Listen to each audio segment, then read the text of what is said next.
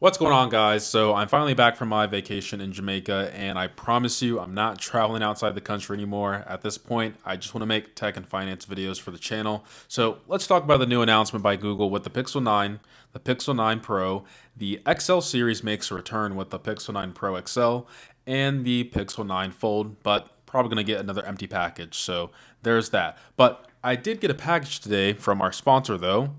It's an empty box from nobody. I'll give you guys a rundown on the new Pixel devices and then my overall thoughts on how I feel about them. So let's start off with the baby, the Pixel 9. So compared to the last generation, which would be this Pixel 8 here, we are getting a more boxy design, which seems to be what everyone is going for.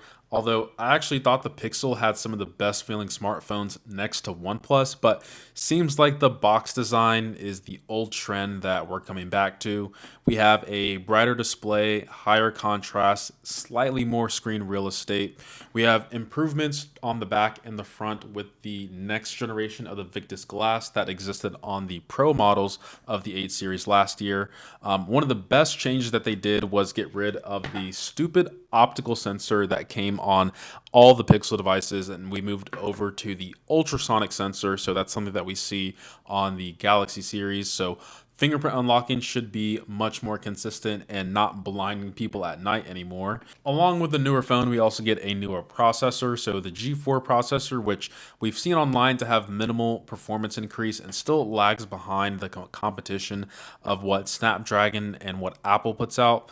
We also have an upgrade to the camera system and the visor that we all know and love. And, that's how people identify the Pixel series is now leaving us. So it's going to be more of just a pill shape on the back of the smartphone. I still think the identity of the Pixel series is still going to be there, especially when people rock their cases, but kind of sad to see that this overall one-piece solution is no longer going to be on the Pixel series. Also, some new colors that we all know and love from Google. The battery size has increased, and the price is at a low price of $799. Pretty expensive coming from a Google product. But next on the lineup, we have the Pro level devices. So the XL, which if you aren't familiar with, that actually used to be a thing in the Pixel devices. But the XL is actually just the regular Pro devices that we've seen in the past. So if you have a Pixel 8 Pro, a 7 Pro, that's pretty much what the XL series is going to be. And the regular 9 Pro is just the size of the non-Pro phones that we're used to. So if you're used to like the A series by Google, that is what the regular Pro series size is going to be. Personally, I would pick up the 9 Pro by itself because phones are getting a little bit too big for me.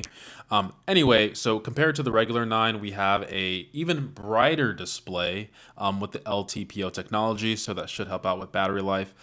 Also forgot to mention the RAM increase of the regular 9 is up to 12, and the Pro models go up to 16. And it's not where brands, you have to increase the storage in order to get the RAM as well. It's just all regular 9 series phones get 12 gigabytes of RAM. All Pro models get 16 gigabytes of RAM, which is nice. At least that's what they're describing on their website.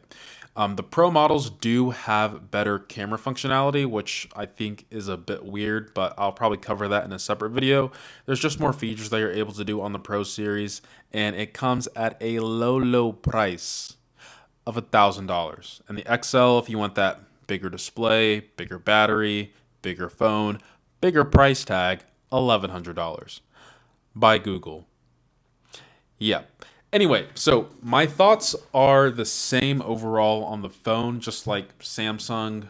Google spent a lot of time talking about AI, which I get is the hot thing right now, and I'm still trying to figure out like what constitutes AI anymore if we're just looking at everything and what we see and calling it AI.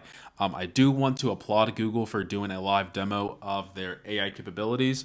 But we do have to mention that it failed twice on stage. So if I happen to come across this concert poster for Sabrina Carpenter, I'll just open Gemini, take a photo,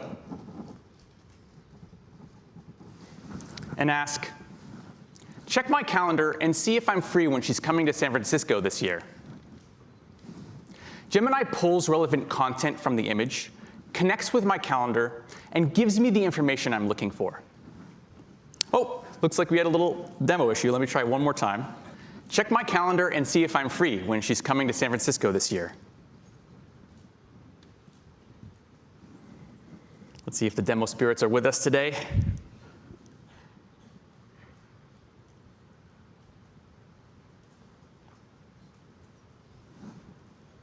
Nope. Uh-oh. Looks like they're not with us. All right. Let me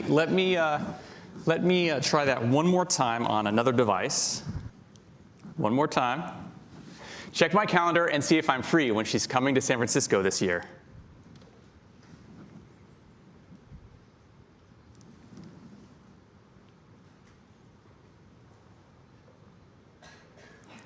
All right. There we go. All right. And for the person that was screaming at the top of their lungs when it finally worked, why are you so excited for a feature that you can just use your brain and do it faster if you just used your brain more often day to day? There are some new features that come with the pro level devices. So we have things like the Add Me feature. So basically what that feature is, whenever you're out and about with your friends and you want to take a group photo, there's always one person that's going to get left out. But with this feature, you're able to take a photo and then the other person's able to swap in, and it basically stitches in the other person while you take in two photos. There's like this augmented reality that kind of guides you of how you want to still take that photo. So I do think that's a pretty nice feature. I think it's a pretty specific use case for people.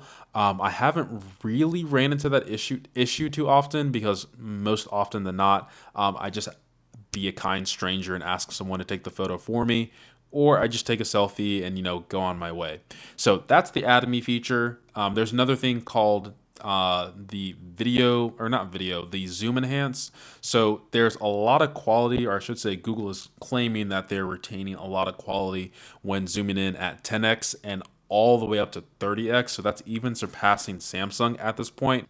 Something that would be amazing for concerts, which is, what they showcased in their demo. So all the AI stuff aside, the 9 lineup is more of like a modest refresh, because the 8 was already a solid phone, one of my favorite Android phones that came out last year. It's just that the 9 series is in a boxy shape, and I'd say it's kind of like how we went from the Galaxy S23 to the S24. It's pretty much the same with slightly better specs across the board and a boxy design. That's the Pixel 9 lineup, by the way. I don't want to waste your guys' time too much on the AI features. I'll probably cover that when I actually get the unboxing and first impressions of the devices. But I personally don't really care too much of those AI features. I really do think it's just, these companies, they spend like half their presentation talking about all these AI features that I really don't think a lot of people are going to use. I'd say Samsung and Apple probably had the best showcase of it. Google, it's still kind of like in the muddy waters for me, but that's just me though. I'll be grabbing all the devices for the channel. So the 9 Pro, XL, and the Fold series. If you're wondering why I didn't talk about the Pixel 9 Pro Fold, not sure if that's the best name, but it's because I never got the last year's model, so there's not really much I can compare it to. Obviously, you can check out other channels who've had it on their channel in the past, and what their thoughts are on the upcoming Pixel 9 Pro Fold. Me, not so much, but pretty excited to get it on this channel if it's not an empty box. The only thing I can really say about the Pixel 9 Pro Fold is that the design seems to look more like the OnePlus Open, so it'll be interesting to see how that shakes out. So my question to you guys is, are you part of the Google family, and are you excited? Are you bummed? Or are you like me, where you're just tired of all these AI features that these companies won't shut up about? Because who really wants to draw something and then get I'm not even gonna say it. Anyway, I appreciate every single sub, like, and comment, and as always guys, much love. And for real this time, I'm back.